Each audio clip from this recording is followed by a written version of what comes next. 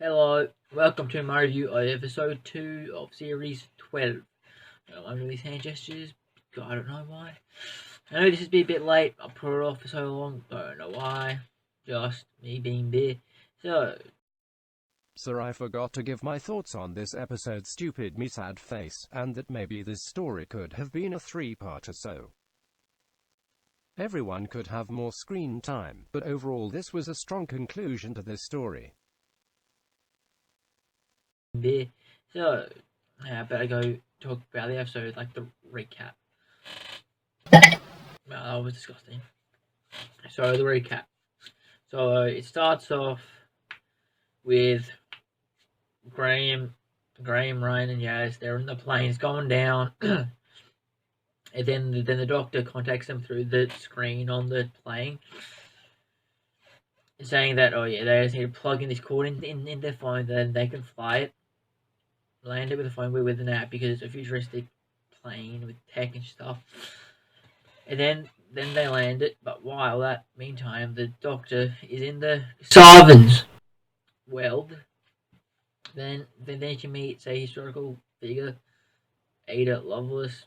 She's like one of the, I think the first person she's important when it comes to the timeline of technology. And then they leave the realm. Then they go back to the 19th century, where Ada's time period is where she belongs. And then the master tracks them down. He shrinks some people. And he gets the doctor to kneel down and say his name. He says something that.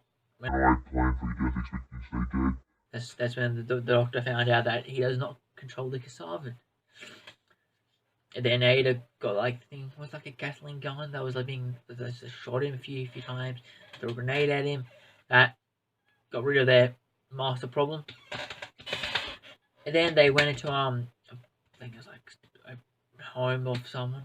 I forgot his name, but he's also another. I think he made the first computer. I forgot his name. Historical figure. I forgot his name. That's when the doctor finds out who Ada is. Ada Lovelace. And then they find this silver lady. I found out that stabilizes or summons or semi-controls the Xavan. And the doctor tries to go back to a time period of fight the fix things in 2020. But then Ada grabs the hand of the doctor, sends him to somewhere in World War II. Then they meet. They meet. What's her name? No. No. She was a spy. I can't pronounce her name. No, I can't. Got a middle name.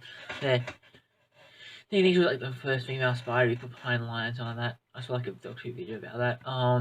And then the master appeared as a Nazi. Tried to find the doctor and the other two. They hid. Master couldn't find them. And then the doctor contacted the master with this Morse code. Like the I'm not gonna do the beat of real tune, but like the beat of the time wants two hearts. That and then they did like a telepathic thing. And then they met up at the Eiffel Tower. The master said that Gallifrey has been burnt to the ground. The doctor kind of thinks that he just says that to be evil. And then the doctor turns off his perception filter and then says that he's a double agent, screws over the master. And then the doctor stole his TARDIS, but stole his TARDIS, going back and taking. Then the doctor steals the master's TARDIS, going back to 2020, and that's where Barton is trying to convert people's DNA into human hard drives. And beforehand, TARDIS, the doctor found out that Sarvin's been spying on, I think maybe protecting or everyone that's important to come with technology. I think they might be trying to break the timeline so what happens in 2020 doesn't get affected. And then Master reappears in 2020, but it's But then it turns out he's lived through 7 years to be at this point. Get wrecked, Master. And then the Doctor uses the Sonic to play a recording that saying that he had every intention of betraying the Kasavan and Barton the second they didn't need him. And then Kasavan did not like that. They yanked him into their realm. Get pranked, Master. Get pranked. And then, the three, Graham, Yaz, and Ryan, were like, how do you save us? Or what? Doctor, what? And then I think he used the Master's TARDIS to go back, put some things, modifications on the plane. So it says, Ryan, Sinclair, look at this, plug your phone in the thing, fly it like it's a plane. It was a good scene. Yeah, so then in the episode, the Master's in the Master's way in their realm. And yeah, they fixed it because the Doctor put a failsafe in the Silver Lady that controls the Kasavan. That has like a failsafe, so the energy that was changing the DNA just got shut off.